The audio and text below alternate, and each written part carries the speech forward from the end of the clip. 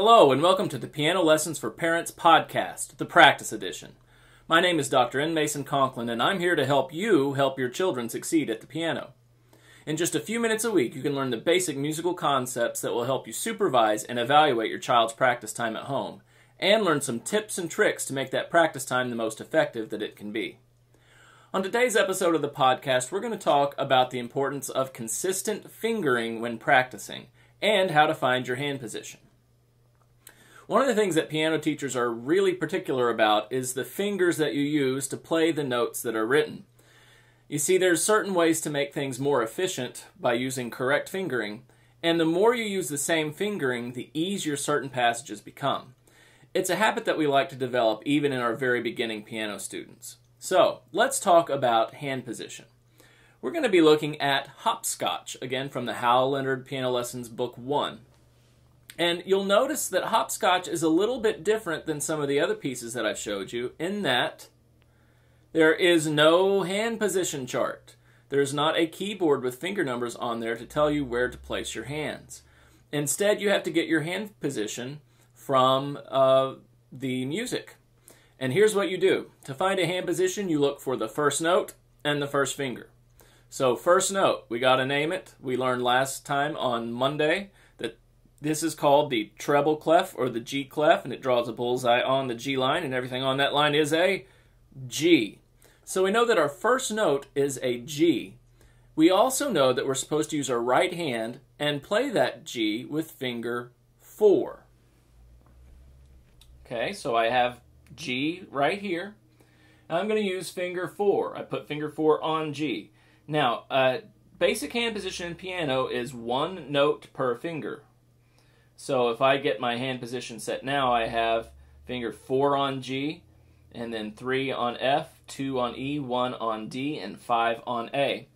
We typically name our hand positions from the lowest sounding note. So this hand position is a D position, because our hand is in a D position. We have the lowest note is D, and we're covering 5 notes from D. So, when it comes time to practice, it's important to use consistent fingering. We teach our students to read intervallically, so rather than naming each note that they're going to play, we have them find their hand position, and then they'll say the name of the finger they're going to use for the first note. It's normally supplied by the book.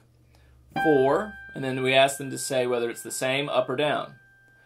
4, same, down, same, down. Then it goes up and up, same, down, same, down. Starts on 2, the same, 3, the same, up, same, down, up, same, down, same, down. Now, in a piece like this, we generally don't prefer that our students write in their finger numbers because we want them to get used to this skill, this new skill of reading on the staff.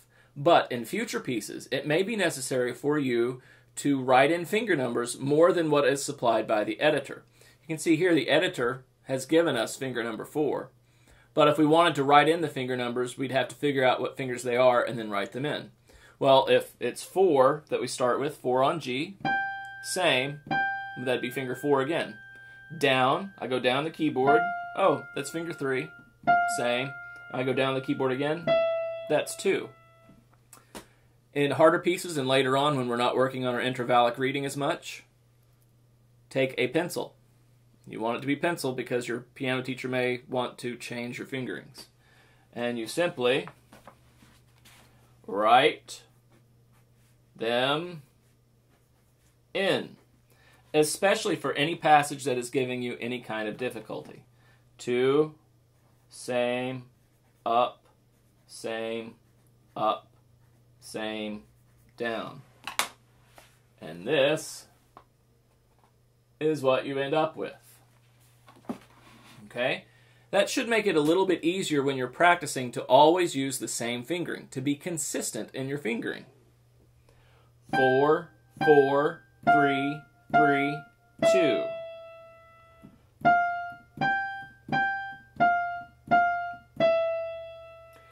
2, 2, 3, 3, 4, 4, 3. Up, same, down, same, down. Okay, that's it for this edition of the practice edition. We talked about finding your hand position, and finding your hand position is first note, first finger. Then you adjust to one finger per letter name after that. And we talked about consistency in fingering whenever you're practicing the piano. It's really important that you always use the same fingers whenever you practice so that you develop that muscle memory and you develop that consistency. Okay, tune in next week for another edition of the Piano Lesson for Parents podcast. I'll see you then.